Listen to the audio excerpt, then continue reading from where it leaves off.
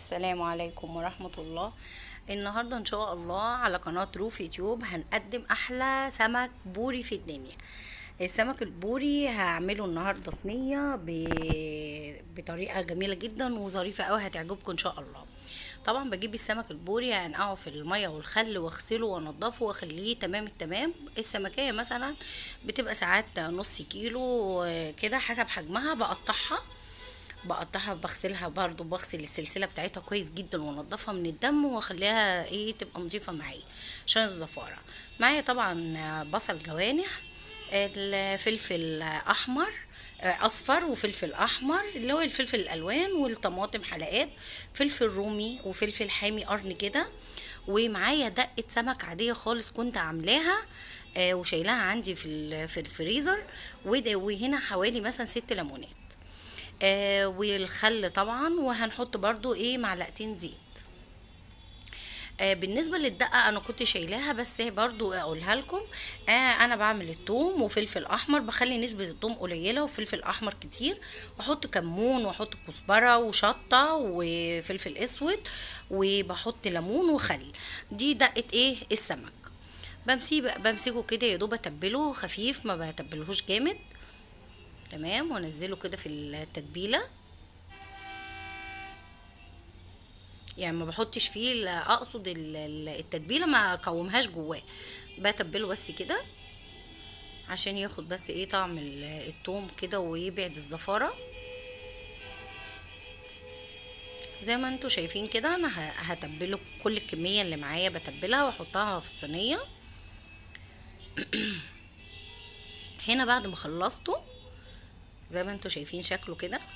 انا دول كانوا سمكتين بس، السمكتين كانوا عاملين حوالي 2 كيلو ونص او 3. كان السمكية كبيرة، فعشان كده مقطعة الواحدة على 4. طبعا بحط دلوقتي الفلفل والطماطم والفلفل الالوان اللي معايا الاحمر والاصفر. بحط كل الخضار اللي معايا احطه على بعضه.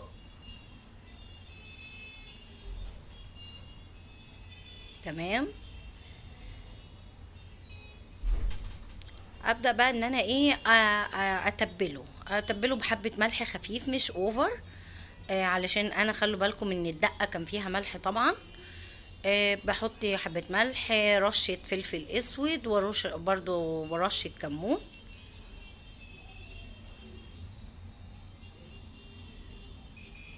يا دوب كده ياخد بس من طعم التتبيله كمان اللي انا حطاها، واقلبهم كويس جدا. ولو عندي بقى انا كنت حاجزه من الدقه دي حوالي معلقه كده على جنب عشان برضو احطها على الخضار وياخد من نفس الطعم التتبيله. برضو بحطها عليه اهي زي ما انتوا شايفين كده، كنت حاجزاها على جنب. اخليها بقى كله يتقلب في قلب بعض ويطعم من طعم التتبيله دي.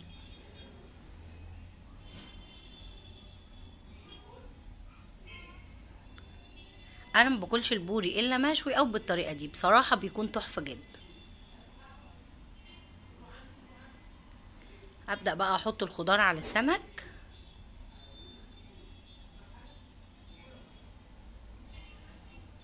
واقلب بقى اطلع كده، يعني اخلي السمك والخضار في قلب بعضه. زي ما انتوا شايفين كده نزلت الخضار وحطيت الخضار في قلب السمك. بعد ما بخلص خالص ابدا بقى انزل عليها بمعلقتين زيت كده على الوش. الخل بقى، ودي الحاجه المهمه والتركه المهمه جدا في الموضوع.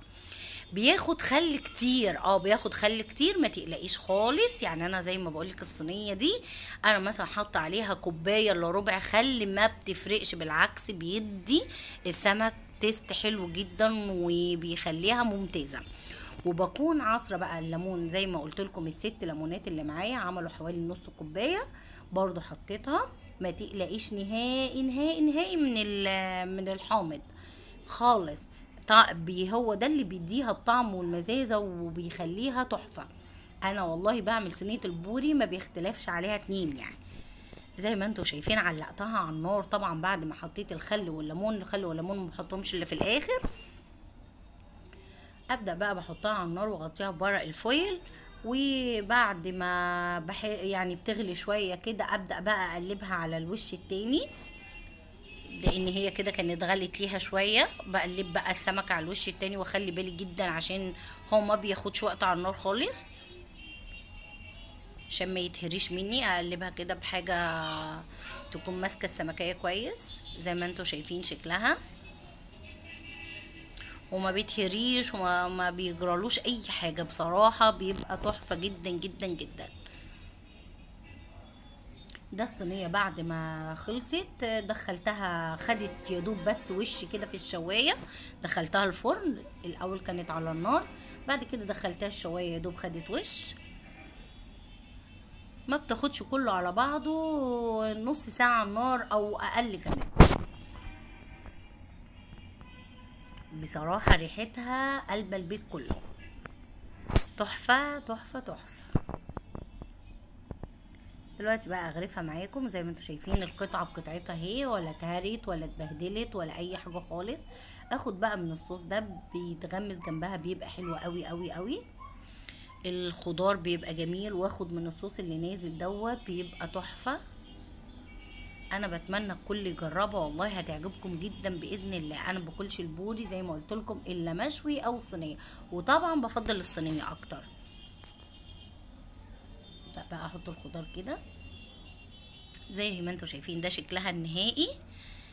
طبعا الشكل لوحده حكايه.